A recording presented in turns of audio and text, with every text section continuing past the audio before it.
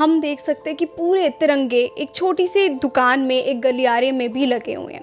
और इसका सबसे ज़्यादा श्रेय जाता है भारतीय जनता पार्टी को, क्योंकि एक मुहिम शुरू की गई भारतीय जनता पार्टी द्वारा, हर घर तिरंगा।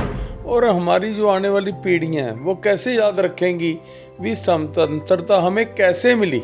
आज एक देश प्रेम की जो भावना इसको लगाने से जगती है जी। तो एक उसका अलग मजा आता है। और ये बहुत बड़ा उदाहरण है, आज हर भारतीय भारत माता की जय बोल रहा है। ये एक शान है जिसे हर भारतवासी अपने साथ लेके चलता है। ये मुझे लगता है अब हम जो हमारा आज़ादी का पर्व है, बिल्कुल, हम इसको फेस्टिवल की तरह मनाना शुरू कर दिया। आज की पीढ़ी भी इसमें बढ़ चढ़कर हिस्सा ले रही है। देखो, आज़ादी से पहले जो हुआ, 1.5 करोड़ लोगों का जो भविष्य था उनको ये मालूम नहीं था हमारा भविष्य किसने तय कर दिया।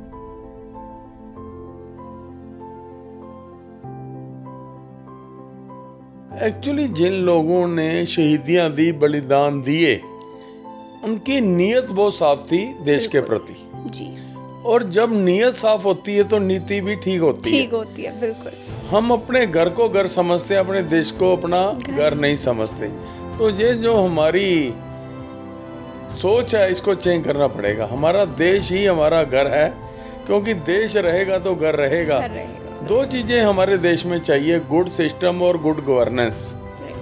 अगर हम सब भारतीय देश को सिर्फ वॉच करना शुरू कर दें और क्या हो रहा है और क्या गलत हो रहा है इसको सिर्फ वॉच करना शुरू कर दें तो बहुत बड़ा बदलाव आ सकता है। एक्चुअली मैडम, हमें इंटरेस्ट देखना पड़ेगा राष्ट्र का, हमें अपना इंटरेस्ट छोड़ना पड़ेगा। ये जो पेरेंट्स होते हैं और टीचर होते हैं, इनके हाथ में फ्यूचर ऑफ द कंट्री होता है जी। हम बच्चों को ये समझाने में अभी विफल रहे हैं, what is your career and what is your aim. अगर बच्चे को एम समझ आ जाए तो फिर उसको वहां पहुंचने में कोई रोक नहीं सकता। देश के लिए कंट्रीब्यूशन करना कोई काम नहीं है, वो एक अंदर की फीलिंग है कि हम काम कर रहे हैं। मेरा ना एक ऐसा मानना है, जब तक हम हर आदमी को रोटी, कपड़ा और मकान नहीं पहुंचाते, आज़ादी का कोई मायने नहीं है।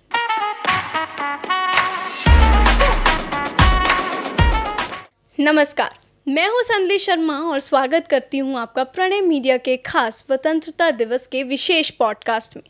आज पूरा भारत देश तिरंगे के रंग में रंग चुका है।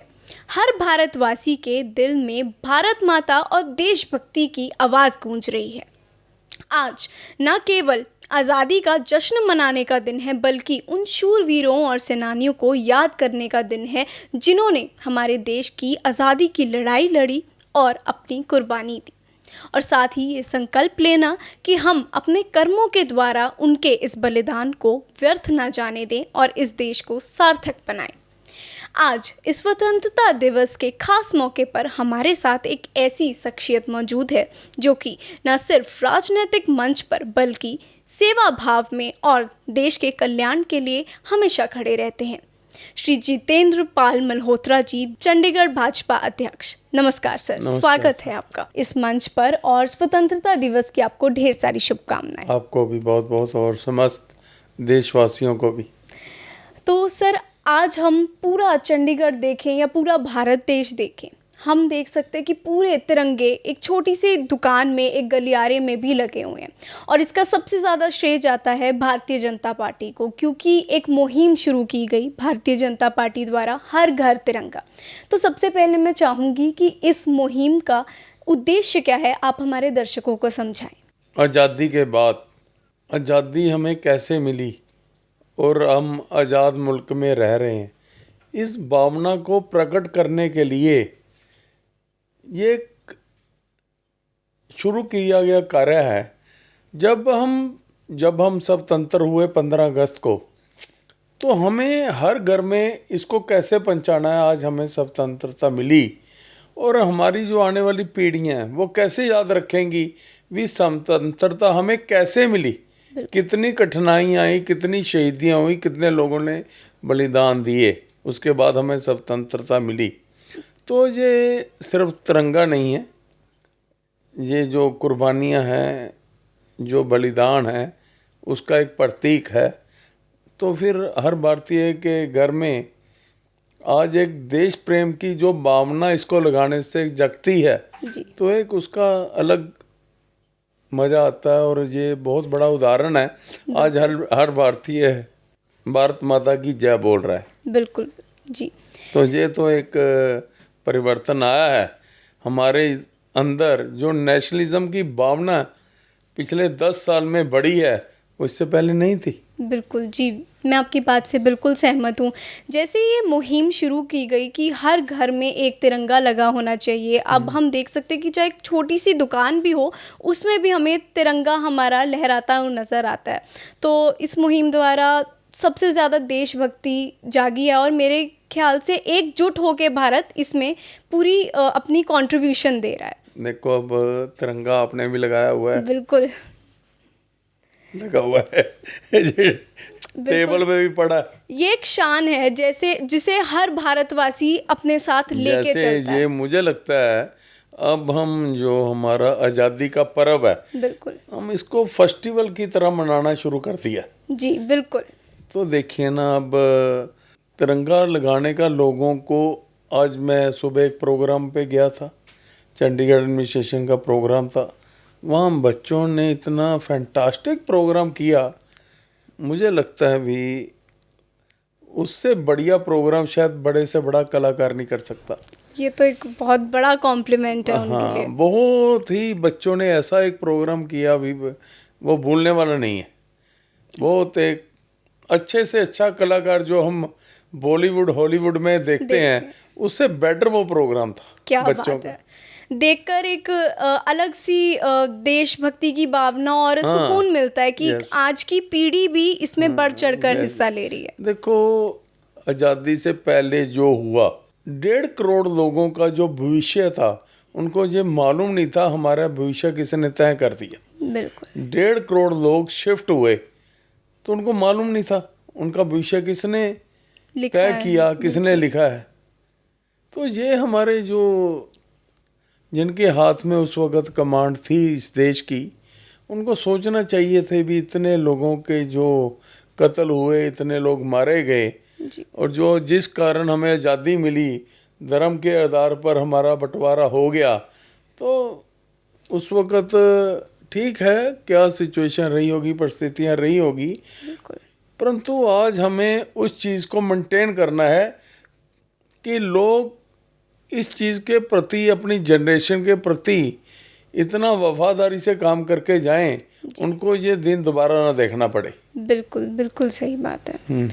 और मेरा मानना ऐसा है कि आज़ादी हमें मिली और उसके साथ साथ स्वतंत्रता का सही मायने भी हमें समझ आया कि असली स्वतंत्र देश कहते किसे हैं। सिर्फ एक अलग देश मिल जाने से स्वतंत्रता नहीं हासिल होती। जब हम सही मायने में लिखना पढ़ना शुरू कर पाएँ और एक हमें बोलने की आज़ादी मिली, वो स्वतंत्रता का एक असल मायना तब। एक्चुअली जिन लोगों ने शहीदियाँ दी, बलिदान दिए, उनकी नीयत बहुत साफ थी देश के प्रति। जी, और जब नीयत साफ होती है तो नीति भी ठीक होती है। बिल्कुल। तो आज़ादी के बाद इसमें थोड़ा मुझे लगता है गिरावट आई है।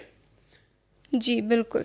देश के प्रति जो हमारी नीयत होनी चाहिए और जो नीति होनी चाहिए, उसको लेकर जो इस देश की पब्लिक है, जाने वाली जनरेशन है, जी, उसको सोचना पड़ेगा। थोड़ा सा मुझे लगता है कि पहले का अगर हम अंतर देखें और अब का, तो थोड़ी बेईमानी देख सकते हैं हम इस चीज़ नहीं, वही मैं कह रहा हूँ। देखो, नीयत से नीति बन सकती है, नीति से नियत नहीं बन सकती। बिल्कुल, ठीक है। तो हमें ये वाच करना पड़ेगा, हमें ये देखना पड़ेगा, हमें अपने जितने भी प्रोग्राम है, जहाँ जितनी भी डेवलपमेंट हो रही है, उसके ऊपर वाच करना पड़ेगा। हर सिटीजन को अवेयर होना पड़ेगा भारत में क्या हो रहा है, क्या डेवलपमेंट हो रही है, हमारी सिटी में क्या हो रहा है, क्या नहीं हो रहा। देखिए, हम इतने अवेयर नहीं हैं। जी, हमें सिर्फ अपने तक मतलब है। हमने कई जगह पे देखा जाकर हम अपने घर को घर समझते हैं, अपने देश को अपना घर नहीं समझते।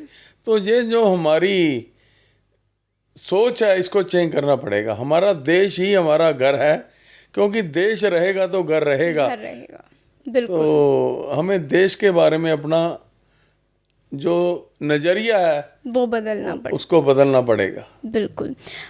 देश को एक अलग नज़रिए से जब इंसान देखता है तो शायद अगर देश को भी अपना घर समझना शुरू कर दे हर एक भारतीय, तो शायद देश जितना हमारा खूबसूरत है उससे ज़्यादा खूबसूरत एक देश बनकर आएगा। देखो, एक सिस्टम से चेंज करने से, जब सिस्टम में चेंज होता है तो ऑटोमेटिकली 100% ग्रोथ होती है जी। आपको मैं इसका एक एग्जांपल देता हूँ। National highway authority of India ने जब फास्टैग इंट्रोड्यूस किया जी, उसके बाद उनकी जो कलेक्शन है नेक्स्ट मंथ से 80% बढ़ गई थी। ओह, इतना बड़ा ग्रोथ लेवल का। हाँ, देखिए अरोमा लाइट पॉइंट पे बिल्कुल 20 पुलिसमैन खड़े रहते थे, ट्रैफिक कंट्रोल में प्रॉब्लम आती थी, पर एक 12,000 के कैमरे ने ट्रैफिक को कंट्रोल कर दिया। कंट्रोल। और आपके द्वारा इट्स कॉल्ड सिस्टम। बिल्कुल, दो चीजें हमारे देश में चाहिए, गुड सिस्टम और गुड गवर्नेंस। राइट। अगर हम सब भारतीय देश को सिर्फ वॉच करना शुरू कर दें और क्या हो रहा है और क्या गलत हो रहा है इसको सिर्फ वॉच करना शुरू कर दें तो बहुत बड़ा बदलाव आ सकता है। हमें अवेयर होना चाहिए भी ये जो देश है ये पब्लिक चलाती है, बिल्कुल। राष्ट्र जो है वो पब्लिक बनाती है। गवर्नमेंट तो सिर्फ अपना रूल एंड रेगुलेशन ही चलाती है, पर राष्ट्र बनाने में जो पब्लिक का योगदान है उसकी दुनिया में बहुत एग्जांपल्स है। See the example of Japan, see the example of other countries. वो पब्लिक ने इतना ग्रेट कंट्री बना दिया। जी, बिल्कुल।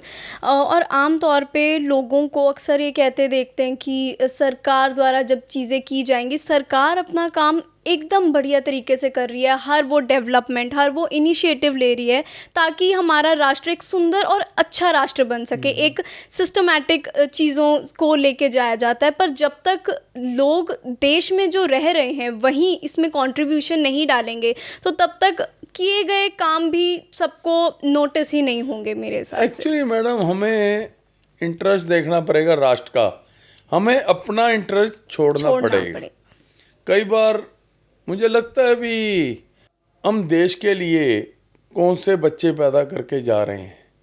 मेरा मतलब ये है, हम अपने बच्चों के लिए प्रॉपर्टी बना के जा रहे हैं, उनको और बहुत सी सहूलतें दे के जा रहे हैं, पर देश के लिए कौन से बच्चे पैदा करके जा रहे हैं, किन बच्चों को हम बना के जा रहे हैं जो आगे चलकर देश को चलाएं और देश का निर्माण करें। इस बारे में हमें सोचना पड़ेगा। बिल्कुल। नेशनलिज्म को जगाना पड़ेगा और वोकल होना पड़ेगा। अगर कोई गलत काम हो रहा है तो आप वोकल हो। मुझे लगता है हमारे से ज़्यादा आने वाली जनरेशन जो है वो ज़्यादा वोकल है, वो गलत चीज़ को बर्दाश्त नहीं करती। वैसे भी आजकल डिजिटल और सोशल मीडिया का ज़माना है, तो हर आदमी के पास 2 CCTV कैमरे लगे हुए हैं आंखों के, तो मुझे लगता है कुछ छुप तो सकता नहीं, तो बहुत जल्दी एक्सपोज हो जाता है। तो टेक्नोलॉजी कई बार आदमी को सुधार देती है। बिल्कुल, मैं आपकी बात से सहमत हूँ, पर जैसे कहते हैं ना, दुनिया में हर प्रकार के लोग होते हैं। तो कुछ पीढ़ी तो ऐसी है, जैसे आपने कहा कि बहुत ही ज़्यादा वोकल है और बढ़ के अगर कुछ भी गलत काम हो रहा है तो उसके बारे में आके सामने प्रदर्शन करती है। पर आधी पीढ़ी मुझे ऐसी लगी कि जो बिल्कुल अपने से मतलब रखती है और आज़ादी के कुछ अलग ही मायने उन्होंने मतलब निकाल लेते हैं वो। जैसे कि कुछ ऐसे यंगस्टर्स या कहें तो जेनजी जनरेशन आ गई है, उनका मानना है कि हम इस देश में आज़ाद रह रहे हैं तो हमें कुछ भी करने का हक है, या जो भी हम कर रहे हैं उसे रोका नहीं जा सकता, क्योंकि अगर देश को आज़ाद बोलते हैं तो हमें कुछ भी करने की आज़ादी है। इस पर आप क्या कहना चाहेंगे? देखो, ये जो पेरेंट्स होते हैं और टीचर होते हैं, इनके हाथ में फ्यूचर ऑफ द कंट्री होता है जी। हम बच्चों को ये समझाने में अभी विफल रहे हैं, what is your career and what is your aim. Right. अगर बच्चे को एम समझ आ जाए तो फिर उसको वहाँ पहुँचने में कोई रोक नहीं सकता। बिल्कुल कैरियर तो सब बना रहे हैं, पर कितने लोगों का एम है। बिल्कुल। आज देखिए हिंदुस्तान में प्राइम मिनिस्टर मोदी जी आए, उसके बाद बदलाव देखिए। Same officer, same staff, same infrastructure बैंकों का, 60 इयर्स में 8 करोड़ खाते खोले, और सेम स्टाफ, सेम इंफ्रास्ट्रक्चर और सेम उनके पास फैसिलिटी जो थी, 3 साल में 60 करोड़ खाते खोले। It's a good governance. Exactly, बिल्कुल।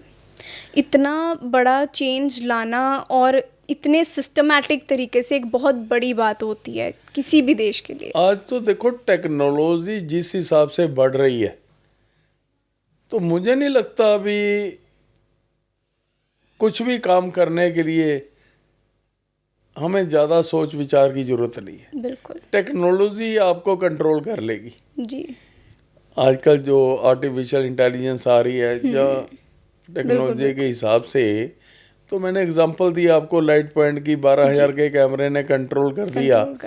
एक्चुअली क्या है, अब हम बच्चों के ऊपर ख्याल नहीं करें, बच्चों के ऊपर वॉच नहीं करें तो बच्चे बिगड़ जाते हैं। ऐसे ही हमें वॉच करना पड़ेगा, क्या डेवलपमेंट चल रही है, कौन क्या कर रहा है। जब उनको पता लगेगा हमें कोई देख रहा है, तो मुझे लगता है 90% प्रॉब्लम में तो सोल्व हो जाती हैं, क्योंकि उसको मालूम है मेरे को कोई देख रहा है। बिल्कुल। हमें अपने जो हिंदुस्तान का इंटरेस्ट है, हिंदुस्तान में क्या काम चल रहा है, उसके ऊपर वॉच करनी बहुत ज़रूरी है। सही शिक्षा के मायने समझने ज़रूरी हैं, क्योंकि गलत शिक्षा आजकल सब जगह, कहते हैं ना, हर कोई सीख लेता है, पर सही शिक्षा सीखना बहुत बड़ा एक टास्क होता है। मैं आपसे ये भी पूछना चाहूँगी, जैसे स्वतंत्रता दिवस, हम आज अपना 79वां स्वतंत्रता दिवस मना रहे हैं, तो बीते कुछ सालों में आपके कोई ऐसी मेमोरी या ऐसा अनुभव जो आप शेयर करना चाहेंगे अपने स्कूल के दौरान, जब आप मनाते थे स्वतंत्रता दिवस, और अब बदलता टाइम हो गया, तो अब आपने क्या चेंज नोटिस किया? अब लोग कंट्री के प्रति ज़्यादा अवेयर है। वो मानते हैं कि हमने कंट्री को ऊपर उठाना है, क्योंकि सोशल मीडिया, डिजिटलाइजेशन होने से संसार बहुत छोटा हो गया। बिल्कुल, हर चीज़ पता जो है पता लग जाती है। आज जो टेक्नोलॉजी जापान में है, अमेरिका में है, वही इंडिया में है। जो फैशन वो है वही इंडिया में है। तो पहले तो लोग कहते थे बाहर से कुछ लेके आएंगे, अब कहते हैं लाने की कोई ज़रूरत नहीं है, सब कुछ तो जहाँ अवेलेबल है।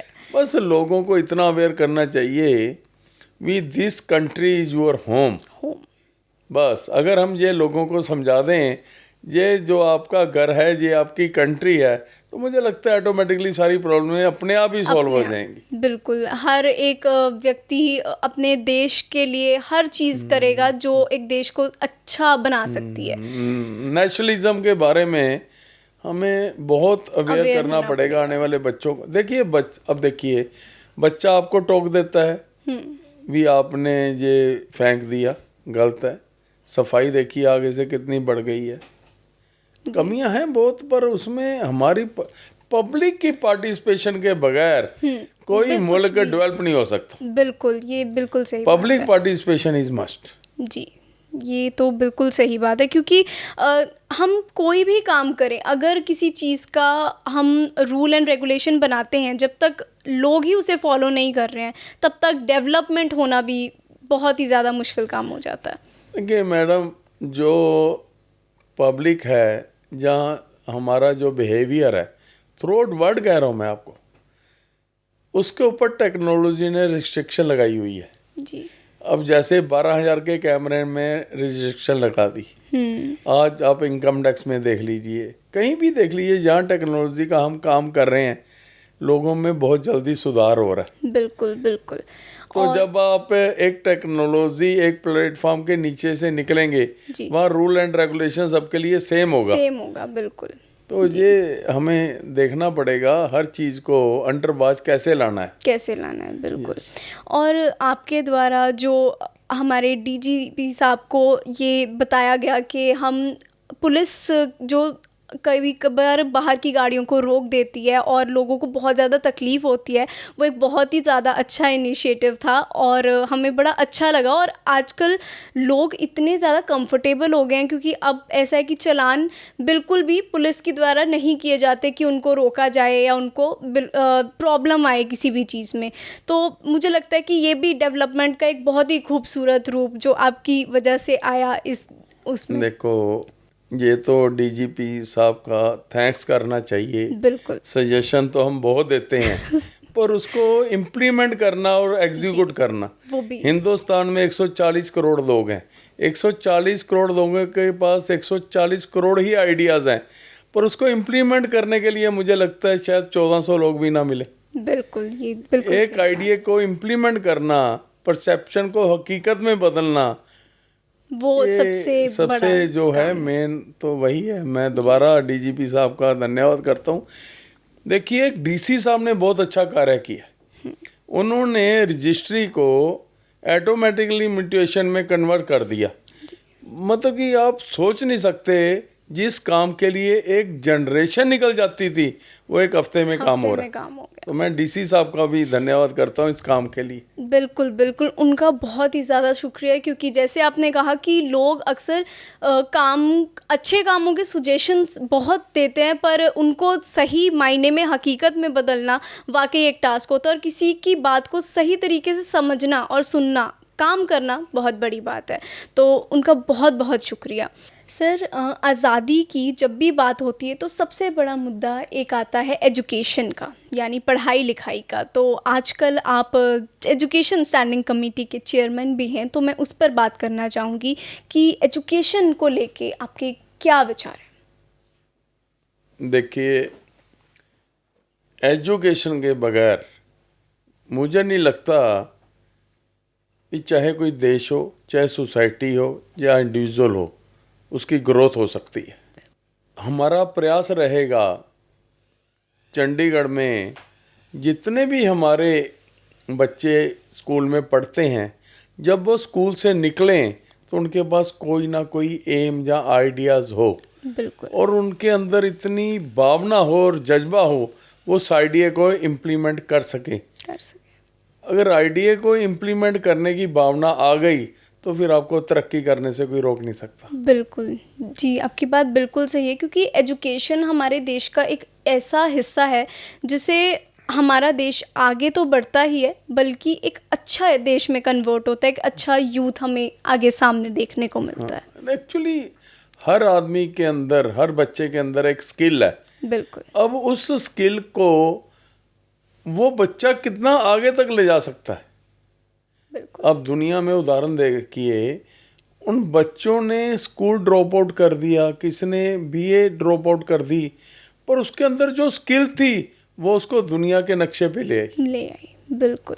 चाहे वो स्पोर्ट्स हो, चाहे टेक्नोलॉजी हो, चाहे हिस्ट्री हो, किसी भी चीज़ में कोई बच्चा, कोई लिमिट नहीं आगे पहुंचने की, पर उसके अंदर जो आइडियाज़ है उसको कैसे इम्प्लीमेंट करना है और उसको परसेप्शन को हकीकत में कैसे बदलना है, जो उसके मन में आना चाहिए। कोई भी चीज़ इम्पॉसिबल नहीं है। जो हम आज से 25 साल पहले सोचते थे वो आज हकीकत बन चुका है। बिल्कुल, बहुत ही प्यारी सोच और विचार के साथ, क्योंकि आमतौर पर इतना डीप इस चीज़ के बारे में सोचा नहीं जाता, क्योंकि एक बच्चा जब बड़ा होता है या सीखता है तो बहुत ज़्यादा कंफ्यूज रहता है कि यार मुझे क्या करना है, कैसे इस चीज़ में आगे बढ़ूं। इसमें क्या है, इस वक्त अगर मैं देखूं, जो हमारे एजुकेशन सेक्रेटरी हैं प्रेरणापुरी जी, शी इज़ सो पॉजिटिव। मुझे नहीं लगता किसी बात में हमें इम्प्लीमेंट करने में कोई प्रॉब्लम आने वाली है। बिल्कुल। तो अगर आपको ऑफिसर अच्छा मिल जाए और पॉजिटिव मिल जाए तो मुझे लगता है काम बहुत स्पीड से चलता है आगे। नहीं, हम यही उम्मीद करते हैं सर कि ये काम बहुत अच्छा जाएगा, और एक अच्छी सोच के साथ जब भी कोई काम किया जाता है तो ज़रूर ही भगवान और सब देशवासी मिलके उसमें कंट्रीब्यूशन डालते हैं और वो ज़रूर साकार होता है। अच्छा, एक सर मैं आपसे और सवाल करना चाहूँगी, जैसे अब आज़ादी इतने साल से हमें मिल चुकी है, पर आज़ादी आजकल हम वीडियोस पे, इंटरनेट पे इतनी वीडियोस देखते हैं, वायरल होती हैं कि हमारे फ्रीडम को वायलेट किया जा रहा है या प्राइवेसी को वायलेट किया जा रहा है। उसके बारे में आपका क्या विचार है? क्योंकि लोगों को लगने लग गया है कि आज़ादी का मतलब ये है कि कोई कुछ बोल ही नहीं सकता है हमें। अगर हम कुछ भी कर रहे हैं तो हम एक आज़ाद देश में नहीं रह रहे हैं, अगर हमें किसी भी बात पे टोका जा रहा है। इस पे आप क्या कहना इसका एक ही वर्ड है मैडम, सेल्फ डिसिप्लिन। डिसिप्लिन। जो मेरे को अच्छा नहीं लगता वो दूसरे को भी अच्छा नहीं लगता। अगर हम सेल्फ डिसिप्लिन हो जाएं तो मुझे लगता है प्रॉब्लम अपने आप सॉल्व हो जाएगी। हम किसी को एक बात बोल रहे हैं पर मुझे वो अच्छी नहीं लगती, तो हम फिर दूसरे के बारे में सोच सकते हैं उसको भी अच्छी नहीं लगी होगी। बिल्कुल। तो इसमें टीचर्स का और पेरेंट्स का सबसे बड़ा कंट्रीब्यूशन है जी। क्योंकि जो शिक्षा पेरेंट्स हमें दे सकते हैं वो मिल कहीं नहीं सकती। बिल्कुल। और जो हम घर पे देखते हैं वही हम करते हैं। हमें ये पॉडकास्ट करके ना इतना अच्छा लगा और ये समझ आया कि देशभक्ति कुछ ऐसा नहीं है जो हम एक दिन ही मना सकते हैं। आपके विचारों से ये प्रतीत हुआ कि देशभक्ति एक ऐसी फीलिंग है जिसे रोज़ जिया जाता है, और जब हम उसे समझ लेते हैं कि ये देश हमारा घर है तो उसे रोज़ ही अगर हम बनाया जा सकता है। 365 दिन में 200 दिन भी ये सोच ले आज मैंने ये कार्य करना है। बिल्कुल। अगर चंडीगढ़ में 15 लाख लोग रहते हैं और आदमी एक सोच ले भी मैंने सड़क से एक टुकड़ा पड़ा हुआ उठाना है, तो मुझे नहीं लगता 15 लाख टुकड़े चंडीगढ़ में पड़े तो चंडीगढ़ तो एक दिन में ही साफ हो जाएगा फिर। बिल्कुल बिल्कुल। तो हमें कंट्रीब्यूशन करनी पड़ेगी अपनी। बिल्कुल। और कंट्रीब्यूशन के साथ साथ जब हम करते हैं ना कि यार अब जब हम कंट्रीब्यूशन कर रहे हैं किसी चीज़ में तो उससे हम उन बलिदानों को भी साथ ही याद करते हैं कि यार हम ये कंट्रीब्यूशन इसलिए कर रहे हैं क्योंकि उन्होंने कभी अपनी जान दी थी। देखो भगत सिंह जी ने अपना बलिदान दिया, उनको मालूम था अगर मैं माफ़ी मांग लूँ तो मेरी जान बच सकती है, पर उनको ये भी मालूम था कि मेरी जान जाने से आज़ादी नहीं मिलेगी अभी, पर फिर भी उन्होंने बलिदानी दी। वो एक जज्बा जो उनमें था। जज्बे आजकल वही है कि किसी में होते हैं, सबको अपने मतलब की पड़ी है। कोई देश के बारे में जब तक नहीं सोचेगा तब तक मुझे लगता है कि सुधार या चेंज होना उसका कोई अगर मायने देश नहीं रहेगा तो यहाँ कोई धर्म नहीं रहेगा, देश नहीं रहेगा जहाँ पे कोई समाज नहीं रहेगा, देश नहीं रहेगा तो यहाँ पे फिर कुछ दुनिया नहीं ही खत्म हो जाएगी। तो देश एक तरह से जो है अगर ग्रेट होगा तो आज देखिए 60 कंट्रीज में वीज़ा फ्री है इंडियंस को।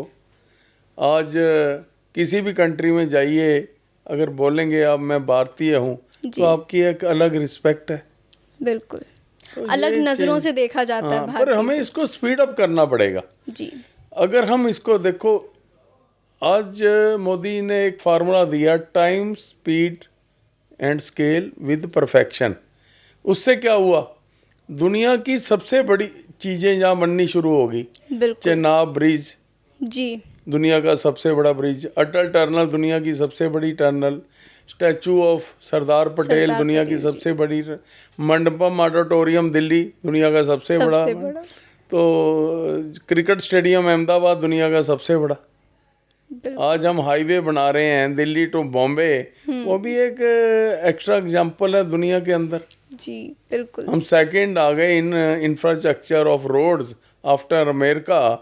तो ये स्पीड का कमाल है ना, सिर्फ स्पीड चाहिए जी और स्केल चाहिए विद परफेक्शन। बिल्कुल। तो हम दुनिया में कहीं भी जा सकते हैं। यस। और डेवलपमेंट और आज़ादी शायद इसी का नाम है, और हमें ये समझना चाहिए कि यार देश के लिए कंट्रीब्यूशन करना कोई काम नहीं है, वो एक अंदर की फीलिंग है कि हम काम कर रहे हैं। मेरा ना एक ऐसा मानना है, जब तक हम हर आदमी को रोटी कपड़ा और मकान नहीं पहुंचाते आज़ादी का कोई मायने नहीं है। बिल्कुल। जितने लोग पढ़ गए आज, सपोज 5 करोड़ लोगों ने पढ़ाई कर ली या 10 करोड़ लोगों ने कर ली, अगर 10 करोड़ लोग ये सोच लें हमने एक एक बच्चा पढ़ाना है तो 10 के 20 हो जाएंगे, तो 20 के 40 हो जाएंगे, 40 के 80। तो मुझे लगता है 10 साल में हम एक अच्छा लिटरेट पूरा भारत इंडिया बना बना देंगे। सकते हैं। पर कंट्रीब्यूशन तो सबकी है, सबकी है, बिल्कुल। तो ये मतलब होता है कंट्रीब्यूशन का। तभी मैं कह रहा हूँ अगर आप एक काम एक दिन में कहीं कर लें तो इसकी स्पीड इतनी ज़्यादा हो जाएगी, मतलब कि फिर 140 करोड़ काम हो गए एक दिन में। बिल्कुल। और जितना शायद डेवलपमेंट एक महीने में आना था, वो शायद हमें आधा ही टाइम लगे उससे, जब सभी कंट्रीब्यूशन करने लग जाए। फिर तो मुझे लगता है एक दिन नहीं लगेगा। बिल्कुल, इतनी पॉपुलेशन है यहाँ की, तो एक दिन भी शायद, मतलब जब सब करने लग जाए तो बहुत ही जल्दी काम हो सकते हैं ना। 15 लाख चंडीगढ़ में निवासी रहते हैं। सुबह उठ के वो सोचे भी मैंने एक कंकर उठाना है, एक कागज उठाना है, एक एक उठा लें। 15 लाख यहाँ पे कंकर और कागज तो नहीं पड़े, बिल्कुल भी नहीं। तो एक घंटे में साफ हो जाएगा, साफ हो जाएगी चीजें। यस। नहीं, बिल्कुल। इस पॉडकास्ट को करके आपके साथ बहुत ही ज़्यादा मज़ा आया और हमने बहुत सारे ऐसे विचार और भावना सीखे जो शायद हर भारतवासी के दिल में बसते हैं। और जाने से पहले मैं ये ज़रूर चाहूँगी कि आप भारतवासियों को एक अपना मैसेज ज़रूर दें देश के लिए। ये जो हमें स्वतंत्रता मिली थी, वो आज हम स्वतंत्र हैं, इसके मायने को समझना। और स्वतंत्रता मिलने के लिए जिन शहीदों ने अपने बलिदान दिए, उन्होंने क्या सोच के बलिदान दिया, वैसा एक भारत बनाना ये हमारा उद्देश्य होना चाहिए। अगर हम देश को अपना घर समझने लगेंगे तो मुझे लगता है ये जितनी भी कठिनाइयाँ हैं इसको बहुत जल्दी पार कर लेंगे और भारत को एक विकसित और ग्रेट नेशन बनाने में ज़्यादा टाइम नहीं लगेगा। तो आपको स्वतंत्रता दिवस की बहुत बहुत शुभकामनाएं और आपके परिवार को भी धन्यवाद। इसी के साथ मैं भी आपसे विदा लेती हूँ। आज सर के विचारों ने हमें बहुत ही ज़्यादा प्रेरित किया और ये समझाया कि स्वतंत्रता दिवस एक दिन नहीं सेलिब्रेशन का, बल्कि रोज़ जिया जा सकता है। तो मैं भी आपसे यही कहना चाहूँगी कि देश में कंट्रीब्यूशन करें और देश को अपना घर समझें, तभी इस देश का कल्याण हो सकता है। प्रणय मीडिया की पूरी टीम की तरफ से आप सबको स्वतंत्रता दिवस की ढेर सारी शुभकामनाएं।